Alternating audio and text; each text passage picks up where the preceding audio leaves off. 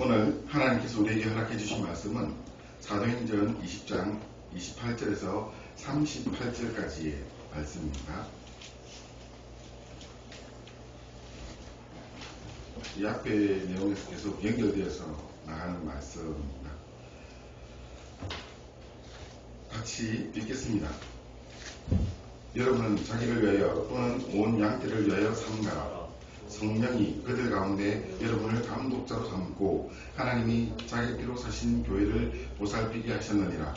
내가 떠난 후에 사나운 이리가 여러분에게로 들어와서 그 양떼를 아끼지 아니하며 또한 여러분 중에서도 제자들을 끌어 자기에게 따르게 하려고 어린 말을 하는 사람들이 일어날 줄을 내가 아노라.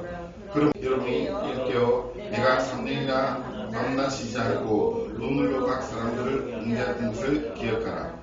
지금 내가 여러분을 주와 및 그 은혜의 말씀에 부탁하노니 그 말씀이 여러분을 능히 든든히 세우사 거룩하게 하심을 이룬 모든 자 가운데서 기업이 있게 하시느니라.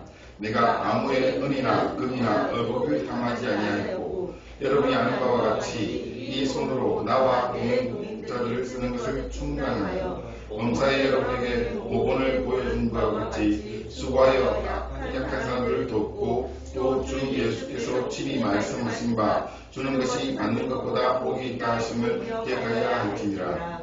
이 말을 한 후 무릎을 꿇고 모든 사람과 함께 기도하니 다 크게 울며 바울의 목을 안고 입을 맞추고 다시 그 얼굴을 보지 못하리라 한 말로 말미암아 더욱 근심하고 때까지 그를 전송하니라. 아멘. 방금 우리가 봤던 이 말씀은 지지난주에 이어서 계속되는 말씀인데 바울이 3차 선교여행을 마치고 예루살렘으로 돌아가는 길에 있습니다. 급히 배로 지중해를 항해하는 중에 이 3차 전도여행에서 가장 중요한 거점이었던 에베소에 세워진 교회 장로들을 밀레노에 불러서 나누는 대화의 내용입니다. 특히 바울은 이 선교여행을 마치고 예루살렘으로 돌아갈 때 어떤 심정이었는가 하면 한마디로 참담한 심정이었을 겁니다. 왜냐하면 그가 예루살렘으로 돌아가서 로마로 끌려가고 그리고 로마에서 결국 처형당할 거라는 것을 성령 하나님께서 이미 말씀해 주셔서 잘 알고 있는 상황이었습니다. 그래서 그가 이 선교 여행을 마치고 자기의 마지막은 어떻게 될 것인 걸 분명히 알고 있는 상태였습니다. 그렇기 때문에 오늘 우리가 읽은 이 말씀 속에 에베소 장로들과 함께 나누는 이 대화는 사실 바울의 유언이나 마찬가지입니다. 지난 내용에서는 장로들을 향해서 자신과 교회를 위하여 절제하고 지켜야 할 것을 말했습니다. 즉 삼가라 이 말을 했습니다. 그때 그 가장 중요한 이유가 예수님으로 만들어진 예수님의 피로 세워진 하나님의 교회 그리고 하나님께서 친히 보살피는 교회를 위해서 너의 신앙과 교회를 위하여 삼가라는 말이었습니다. 그리고 오늘은 그 두 번째 내용으로 그 다음 이야기가 전개됩니다. 그런데 이 말씀을 자세히 보면 마치 에베소 장로들에게 바울이 내가 이만큼 했지 않았느냐라고 공치사하는 것 같이 들립니다. 예를 들어 33절에서 35절 사이의 말씀을 제가 한번 읽어볼게요. 내가 아무의 은이나 금이나 의복을 탐하지 아니하였고 여러분이 아는 바와 같이 이 손으로 나와 내 동행자들이 쓰는 것을 충당하며 범사에 여러분에게 모본을 보여준 것 같이 수고하여 약한 사람들을 돕고 또 주 예수께 친히 말씀하신 바 주는 것이 받는 것보다 복이 있다 하심을 기억하여야 할지니라. 이 말씀을 그대로 그냥 읽는 그대로 딱 보면 바울이 이 정도로 내가 이 정도 사역했는데 너희들 내 보고 좀 본받아라 이렇게 말하는 것처럼 보입니다. 그런데 사실은 이 말씀은 바울의 공치사가 아닙니다.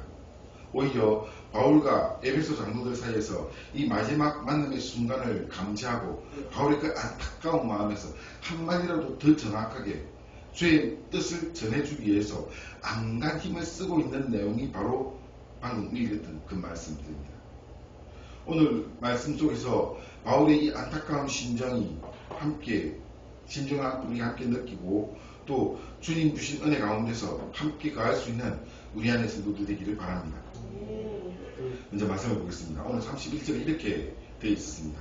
그러므로 여러분이 일깨어 내가 3년이나 밤낮 쉬지 않고 눈물로 각 사람을 훈계하였던 것을 기억하라.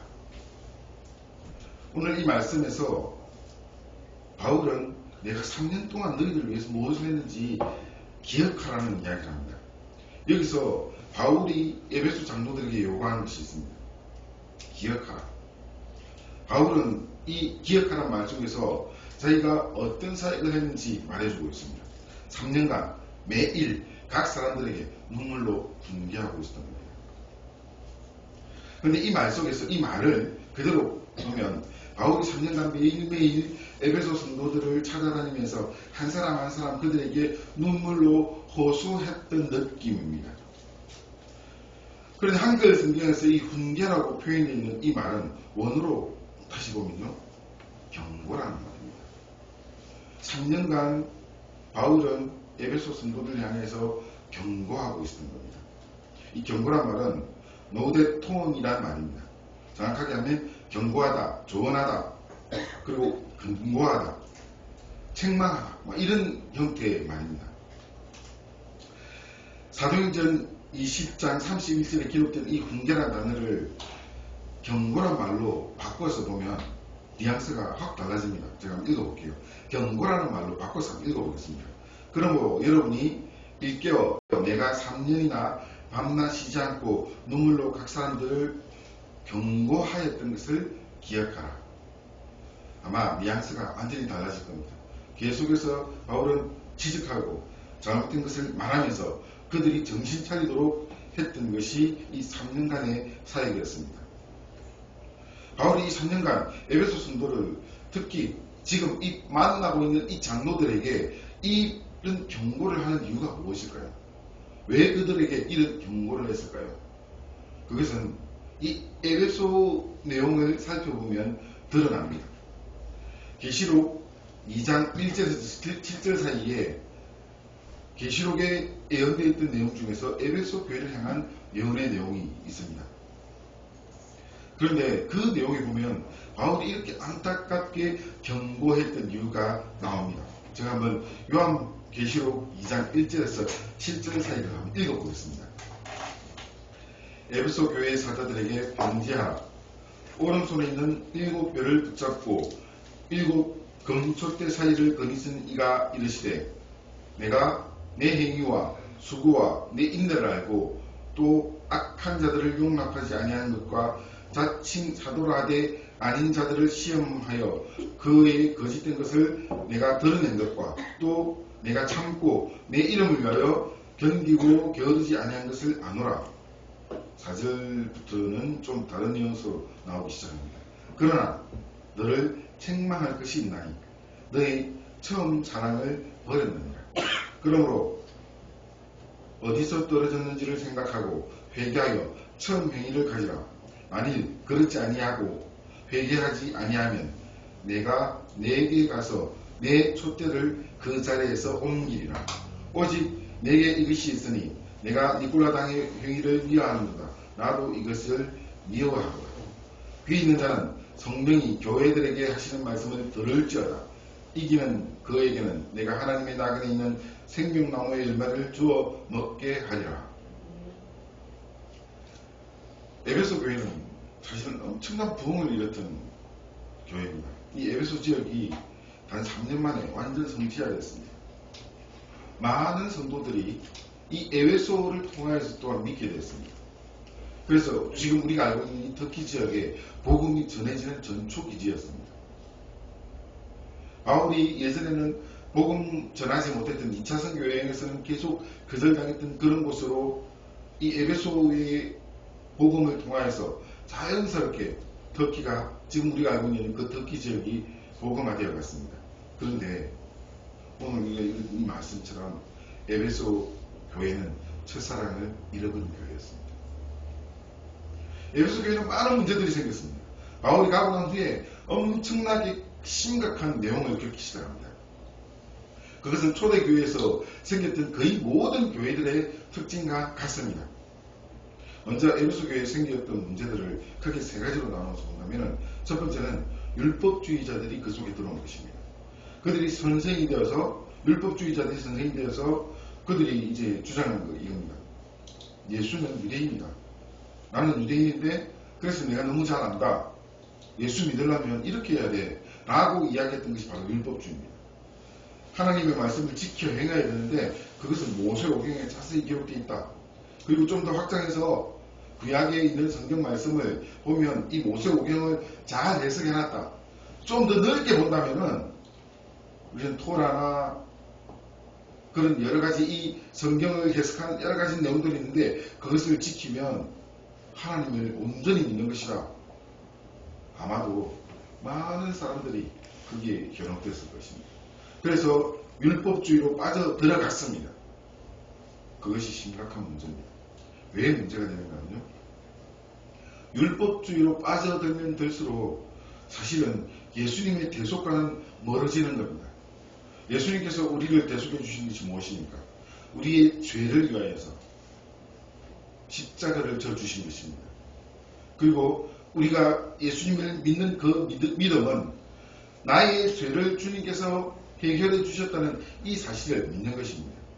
하나님께서 우리에게 그런 믿음을 주셨습니다. 그런데 이런 믿음을 가졌던 사람들도 더 열심히 믿으려고 하다 보니까 결국은 자칫 잘못하면 율법주의로 빠지게 됩니다.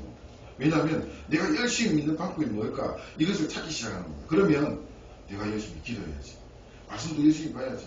예배 열심히 드려야 되지 않겠나? 뭐 해야 되지 않나? 이거 해야 되나? 저거 해야 되지 않냐? 이렇게 하나씩 쌓여 올라갑니다. 신앙생활은 이런 것이야 라고 자기의 간증을 통해서 사람들에게 말할 수 있습니다. 자칫 잘못하면 이것이 율법주의가 될 수 있다는 것입니다. 내가 이만큼 하는데 이것이 신앙이야. 너 그만큼 못하지. 이만큼 해봐. 하나님께서 너에게 은혜를 주실 것이야. 과거에는 모세 오경을 가지고 율법주의자들이 드러났다면 지금 이 시대는요, 나의 신앙의 모범을 가지고 나 이 정도 하는데 이게 신앙이더라. 너도 그렇게 해봐. 라고 이야기를 하게 되기가 너무 쉽습니다. 이게 율법주의자입니다. 지난 수요일날 우리 성경 공부하면서 이야기했다시피 우리가 은혜를 회복할 때 과거에 내가 어떻게 신앙생활했는지를 돌아보면 그때 우리는 시간이 별로 없어서 나눔을 하지 못했습니다만 아마 한 사람 한 사람 제가 같이 나눔을 했다면 굉장히 다양한 모습으로 이야기가 나왔을 겁니다. 누구는 기도하고 어떤 분들은 찬양하고 어떤 분은 예배 가운데 어떤 분은 말씀을 통해서 어떤 분은 열심히 봉사하는 걸 통해서 각자가 하나님께서 주신 은혜의 방편이 다양합니다. 그런데 이 시대의 율법주의자는 내가 기도하니까 되더라. 니도 해봐라. 이렇게 되기 쉽다는 거예요. 에베소 교회에 지금 아주 심각하게 생겼던 문제는 바로 이 율법주의자들이 들어와서 하나님의 말씀을 지켜 행하는 것이 구원의 척도다. 하나님의 말씀을 지켜야지. 적어도 예수 믿는 사람들이 하나님의 아들인 그리고 스스로 하나님이신 그분이 말씀하셨던 것을 지켜야지. 이렇게 요구하는 겁니다. 아마 우리도 속아 넘어갔을 겁니다. 저도 다를 바 없을 것으로 생각합니다. 만약에 그 시대에 제가 살았고 그렇게 유대인들이 와서 율법을 지켜 행하는 것이 맞다고 이야기하면 저도 율법을 지키기 위해서 온갖 노력을 다 하지 않았을까 생각합니다. 에베소 교회가 그렇게 혼란스러운 것은 너무나 당연한 일이었습니다. 그 다음에 또 중요한 문제 중에 하나가 헬라 철학과 접목된 영지주의자들이 교회에 들어갔다는 겁니다. 이 영지주의자들은 바울이 선교하고 있는 그때 이미 만들어지기 시작했습니다. 영지주의자들은 근본적인 문제가 뭔가 하면 헬라 철학과 성경과 딱 접목을 시키는 겁니다. 그러다 보니까 여기서 너무너무 중요한 거 하나가 빠져버리는데 예수님께서 우리를 위해서 육신을 입고 오셨다는 이 성육신을 제외해버려요. 헬라 철학의 특징은 영적인 것은 좋은 것이고 육적인 것은 나쁜 것이다. 이런 구조를 딱 가지고 있습니다. 여러분 우리도 모르겠지만 그런 부분들이 좀 많이 있습니다. 물론 우리 교회 성도들은 그런 분들이 거의 없습니다만 성산에 올라와서 성전에 올라왔는데 막 이런 개념을 가지고 있지 않지 않습니까? 그런데 참 많은 교회들이 그렇게 성물이라는 개념으로 나눠서 생각합니다. 이게 다 그냥 하나님의 창조물이고요. 사실은 거룩하다는 것은 하나님께서 창조하신 이 온 세상이 거룩한 겁니다. 그리고 우리가 타락하였기 때문에, 인간이 타락하였기 때문에 이 세상이 너무나 초해진 것입니다. 타락한 인간에 의해서 이렇게 된 것입니다. 원래 이 하나님의 창조물은 너무나 귀하고 아름다운 것입니다. 그런데 예수 믿는 사람들이 교회는 거룩하고 세상은 더럽다 이렇게 구분하는 거, 이거 사실은 영지주의자들의 헬라 철학의 영향입니다. 지금 현재도 그런 것들이 너무나 많습니다. 사실은요, 저는 그 말에서 상당히 많은 부분에서는 동의가 되는 부분이 있습니다. 솔직하게 이야기한다면 예수 믿는 사람들이 세상 사람들보다는 훨씬 더 양심 있는 사람들입니다. 그건 사실입니다. 예수 믿는 사람들이 나쁘다 이렇게 이야기하는데 그건 자기들 관점으로 이야기했을 뿐이고, 실제로 예수 믿는 사람들이 훨씬 더 양심의 자극을 받고 하나님 앞에 거룩하게 살기 위해서 사실은 발버둥 칩니다. 물론 우리가 이 발버둥 치는 것 외에는 늘 실패한다는 그런 치명적인 단점이 있습니다만, 그러나 예수 믿는 사람들이 훨씬 더 양심적인 것은 사실입니다. 그래서 그렇기 때문에 저는 거룩한 것과 속된 것이 실제로 있다고는 생각합니다. 실제로. 그런데 하나님께서는, 하나님 앞에서는 뭐가 거룩하고 뭐가 추할까요? 딱 한 가지 기준밖에 없습니다. 예수 믿는가 믿지 않는가, 하나님의 사람인가 아닌가, 이것으로 나뉠 뿐입니다. 그런데 우리는 예수 믿는가 아닌가, 하나님의 사람인가 아닌가를 가지고 기준하지 않습니다. 이 물건은 거룩한 것이다. 저기 세상에서 쓰고 있는 것은 더러운 것이다. 예를 들어가지고 우리 이 서피크 교회에서 거룩하게 예배드리는 것이기 때문에 거룩한 것이고, 여기 3층 내려가면 노래방이 있습니다. 거기서 쓰고 있는 스피커, 거기는 세속적인 노래를 하기 때문에 더러운 것이다. 누가 그렇게 이야기할 수 있겠습니까? 물건일 뿐입니다. 누가 그것을 사용하고 있는가, 그리고 어떻게 쓰고 있는가, 그냥 그 차이일 뿐이죠. 그런데 헬라 사람들은요, 거룩한 것과 속된 것을 너무나 분명하게 가렸기 때문에 문제가 생겼던 것이, 예수님의 보혈, 주님께서 우리를 위해서 성육신해 주신 몸을 입고 우리 가운데 오셔서 우리를 대신해서 모든 죄를 그 몸으로 다 받아내신 이것에 대해서 받아들일 수가 없는 겁니다. 거룩하신 하나님이신 예수님께서 어떻게 추악한 인간의 육체를 입고 이 땅에 올 수 있겠는가, 그런 것은 있을 수가 없다, 이렇게 이야기한 겁니다. 그러다 보니까 에베소 사람들이 주로 헬라 사람들이었거든요. 너무너무 그 말이 구미에 담기는 이야기입니다. 딱 맞는 이야기입니다. 자기들이. 그렇지, 거룩한 것과 속된 것이 딱 나누어지는데 예수님께서 어떻게 속된 것 속으로 올 수 있겠나, 거룩하신 하나님이신데 그거 아닐 거야, 이렇게 생각이 돌아가기 시작했습니다. 실제로 에베소 교회는 이 영지주의 때문에 심각한 문제가 발생했었습니다. 그 다음에 또 이 영지주의에서 파생되고 있었던 니콜라당이 있었습니다. 에베소 교회의 심각한 문제 중에 가장 핵심이라고 볼 수 있는 것이 바로 이 니콜라당의 특성입니다. 니콜라당은 어떤 형태인가면 복음과 헬라 철학이 접목되는데 좀 다른 모습으로 드러납니다. 이 니콜라당이 특세하고 있는 그 형태는요, 인본주의로 갔습니다. 헬라 철학과 복음이 이렇게 합쳐지면서 인본주의 특징이 나타나는데 뭔가 하면 네 멋대로 살아도 돼. 왜냐하면 네 이 구원받았잖아. 너 이미 복음 받았고 구원받은 사람으로 살고 있잖아. 그렇기 때문에 예수님께서 너를 구원하셨는데 뭘 걱정하느냐. 야, 아무 걱정하지 말고 너는 이미 자유하다. 모든 자유함을 마음껏 누려라. 이렇게 이야기하는 겁니다. 여러분, 혹시 이런 이야기를 하는 현대판 이단 보셨습니까? 구원파입니다. 구원파가 그 이야기를 하고 있는 거예요. 구원받았는가를 집요하게 물어봅니다. 그러면 교회에 보통 다니는 정통교회 다니는 사람들은요, 좀 당황스럽습니다. 왜냐하면 언제 구원받았노? 이거부터 물어보거든요. 글쎄 내가 언제 구원받았더라 잘 모르겠는데요. 이렇게 이야기하기 쉽습니다. 왜냐하면 특별한 어떤 강한 느낌으로 구원에 이르는 것보다 마치 가랭비에 옷 젖듯이 우리는 하나님께서 우리를 섬겨들어 오시는 분들이 대다수거든요. 아주 강렬하게 주님을 만나는 순간도 있는 분들도 있습니다만 대다수는 그렇습니다. 가랑비에 옷 젖듯이 성령께서 우리를 섬겨들어 오시듯이 이렇게 예수 믿게 됩니다. 그러다 보니까 이제 섬겨들듯이 예수 믿게 된 사람들이 의심을 하기 시작합니다. 내가 예수 믿나? 언제 믿었지? 뭐 그거부터 이제 고민을 빠지기 시작합니다. 언제 믿었노? 어떻게 믿었노? 네가 막 이런 식으로 막 집요하게 물어보니까 모르겠는데 그러면 네 예수 믿는 거 아니다.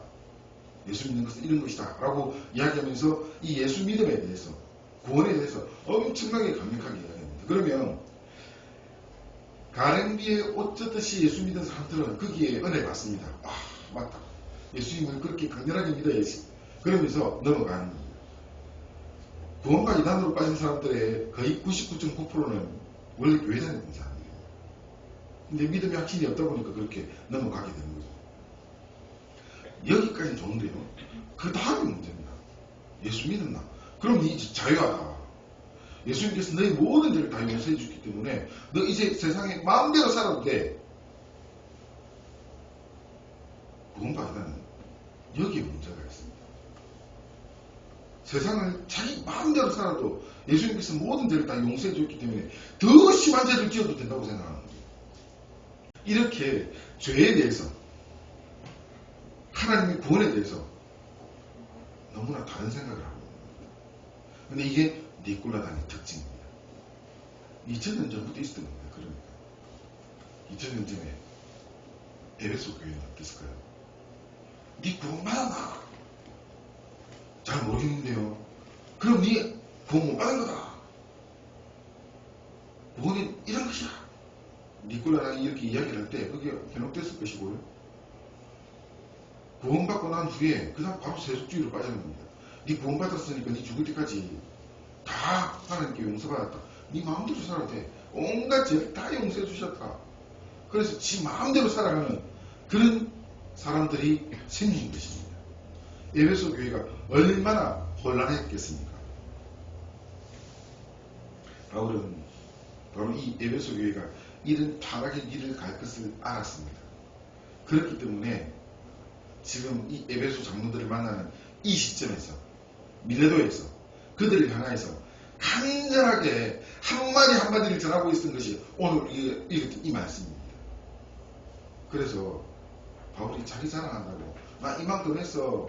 난 자비랑했고 내 주변을 위해서 내가 열심히 일했고 또 내가 가진 것을 나만 지고 있었던 것이 아니라 열심히 나눠줬어. 하나님 말씀대로 내가 이렇게 했어. 이런 자랑한 것이 아닙니다.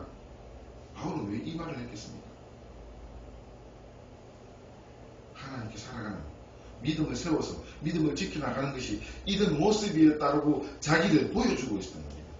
자랑하려고 한 것이 아니라 믿음을 어떻게 지켜갈 것인가를 보여주는 표본으로 자기를 이야기하고 있었던 것입니다. 우리가 믿음이 세워질 때 정말 경계해야 될 것이 있습니다. 지금 우리 안에 성도들은 거의 모든 분들이 믿음이 세워지는 그런 참 놀라운 은혜가 있습니다. 하나님께서 우리에게 참 큰 은혜를 부어주시는데요. 저는 이때 여러분에게 경고합니다. 나 지금 이만큼 세워져서 너무너무 감사해. 이게 며칠이나 갈까요? 몇 달이나 갈까요? 몇 년이나 갈까요? 그거 오래 못 갈 겁니다. 그러면 이 믿음은 우리가 어떻게 지켜나가야 되겠습니까? 제가 고린도전서 10장 1절에서 12절 사이의 말씀을 한번 읽어보겠습니다. 형제들아, 나는 너희가 알지 못하는 것을 원하지 아니하노니 우리 조상들이 다 구름 아래에 있고 바다 가운데로 지나며 모세에게 속하여 다 구름과 바다에서 세례를 받고 다 같은 신령한 음식을 먹으며 다 같은 신령한 음료를 마셨으니 이는 그들을 따르는 신령한 반석으로부터 마셨음에 그 반석은 곧 그리스도시라. 그러나 5절에 이런 말씀이 있습니다. 그러나 그들의 다수를 하나님이 기뻐하지 아니하셨으므로 그들이 광야에서 멸망을 받았느니라. 이러한 일은 우리의 본보기가 되어 우리로 하여금 그들이 악을 즐거워한 것 같이 즐겨하는 자가 되지 않게 하려 함이. 경고하는 이유가 여기 나옵니다. 6절의 말씀 다시 한번 읽어볼게요. 이러한 일은 우리가 본보기가 되어 우리로 하여금 그들이 악을 즐겨하는 것 같이 즐겨하는 자가 되지 않게 하려 함이. 그들 가운데 어떤 사람들과 같이 너희는 무수한 숭배하는 자가 되지 말라. 기록된 바 백성이 앉아서 먹고 마시며 일어나서 뛰놀다 함과 같으니라.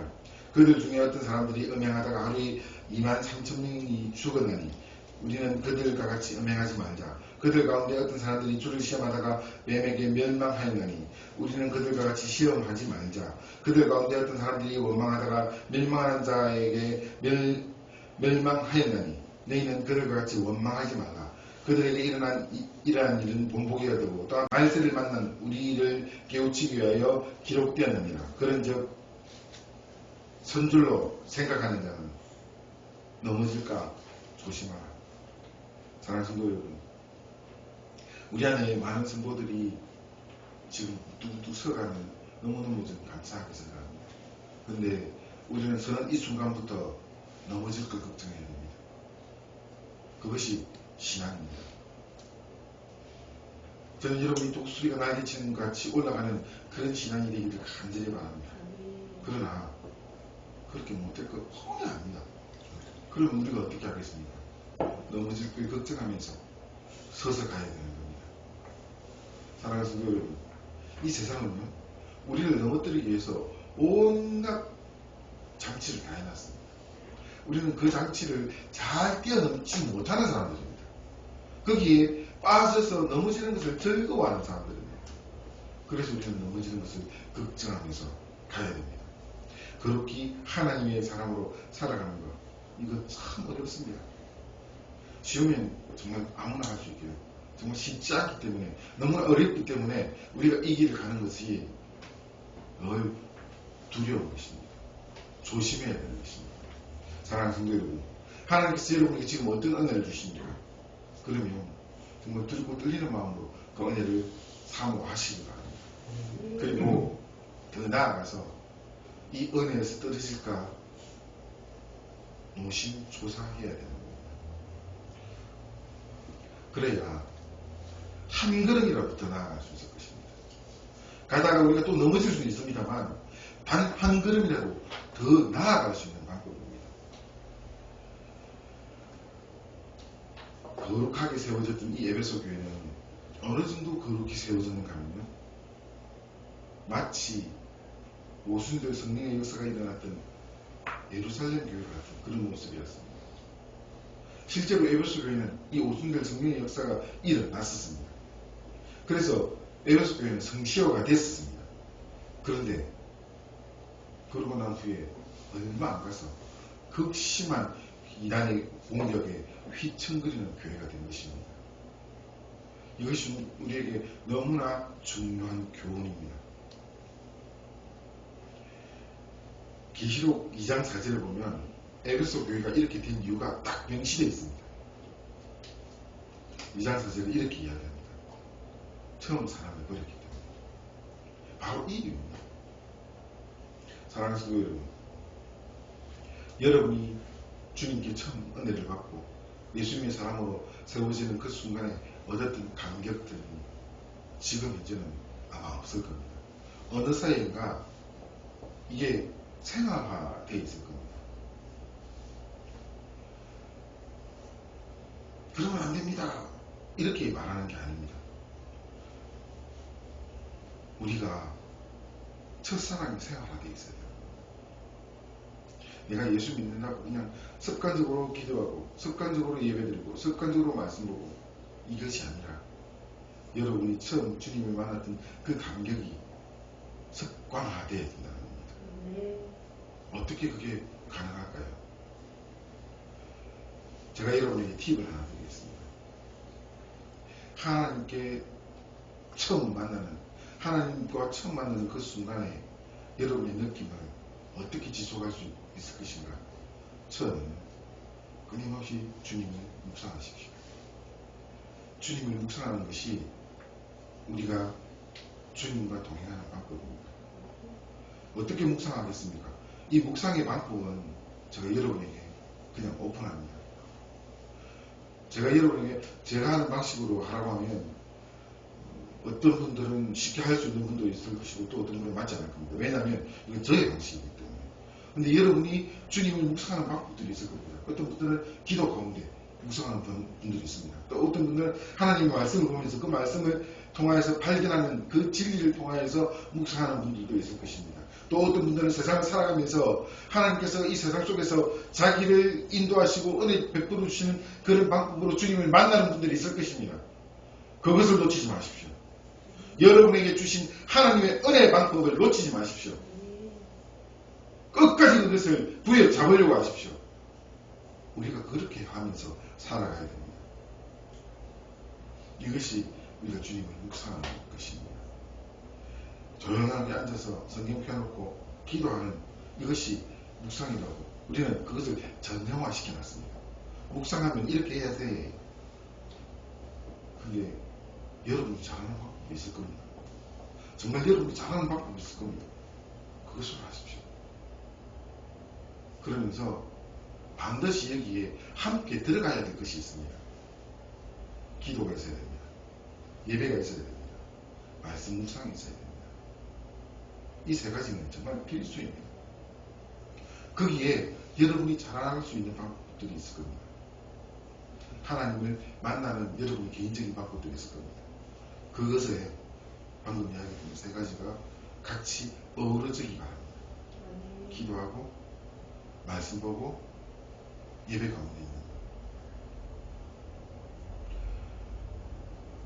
하나님께서 얼마나 저와 여러분의 예배를 받으시기 원하시는지 아십니까? 하나님의 심정을 알면 여러분 깜짝 놀라실 겁니다. 하나님은 저와 여러분에게 예배받기를 너무 원하십니다. 하나님께서는 그것 때문에 저와 여러분을 창조하셨습니다. 저와 여러분을 통해서 예배받기 위해서 우리가 드리는 그 예배를 받으시기 위해서 우리가 창조된 것입니다. 그리고 우리가 예배할 수 있도록 주님께서 모든 환경을 만들어 주셨습니다. 거룩히 예배하기 바랍니다. 우리가 어떻게 하나님께 힘을 얻어가겠습니까? 하나님과 영적 교통으로 연결되는 것은 제일 중요한 것이 기도입니다. 이 기도의 줄이 연결되어 있지 않으면 공급 라인이 끊어져 버립니다. 여러분, 그런데 이 공급 라인을 튼튼하게 만들어 놓으면 어떨까요? 하늘로서 부어주시는 그 은혜에 늘 민감하게 반응하면서 살아갈 수 있는 것입니다. 그래서 사실은 진짜 기도해야 되는 겁니다. 여러분, 그것 때문에 기도하십시오. 하늘나라로부터 연결되어 있는 이 공급 라인을 튼튼하게 유지해 나가십시오. 그러면 주님께서 여러분에게 끊임없이 영적 교통 가운데서 채워주시고 필요한 것을 말씀하시고 인도하실 것입니다. 하나님의 말씀을 읽고 공부하십시오. 하나님의 말씀을 읽고 공부한다는 것은 주께서 우리에게 보여주는 표대가 무엇인가를 정확하게 알 수 있는 방법입니다. 성경 66편을 통해서 주님께서 우리에게 분명히 말씀하셨습니다. 우리가 어떻게 살아가야 될 것인가, 무엇을 해야 될 것인가, 우리의 삶의 방향은 무엇인가, 이것을 하나님의 말씀을 통해서, 성경을 통해서 정확하게 보여주셨습니다. 그래서 여러분, 하나님의 말씀을 묵상하고 또는 성경 공부를 통해서 주의 말씀이 정확하게 나에게 무엇을 말씀하시는지 알아가야 됩니다. 이 세 가지를 여러분이 개인적으로 주님을 만나는 방법에 더하십시오. 그래서 절대 놓치지 마십시오. 이것이 우리가 휘청거리며 살아가지만 금방금방 마치 오뚜기가 일어나듯이 일어날 수 있는 방법입니다. 아니면 우리는 적시 넘어지는 사람입니다. 마치 굴렁쇠에 힘을 줬을 때, 돌릴 때 가다가 그 돌리는 힘이 없으면 넘어지는 것 같이 우리는 원래 쓰러져 있고 넘어져 있는 존재입니다. 굴릉쇠를 돌리는 그 힘은 바로 하늘로부터 얻을 수 있는 것입니다. 주님으로부터 얻을 수 있는 것입니다. 하나님께서 우리에게 그걸 부어주시 원하십니다. 그래서 이 굴릉쇠 힘에 의지하십시오. 우리에게 주시는 이 힘에 의지하십시오. 그러면 여러분 계속 굴러갈 수 있을 것입니다. 휘청거릴지라도 굴러갈 것입니다. 그 끄트머리는 저 천국입니다. 주님께서 우리를 두손 벌려서 반응한 그 장소까지 우리는 비록 휘청거리고 혹 가다가 넘어질지라도 끝까지 갈 것입니다. 여러분 잘 달리기 위해서 열심히 하나님과 동행하십시오. 여러분이 할 수 있는 그 방법을 절대 놓치지 마십시오. 이것이 오로지 살 길입니다. 그것이 바로 첫사랑을 회복하고 그 첫사랑을 유지하는 방법입니다. 아마 우리 모두가 그런 것들이 있을 겁니다.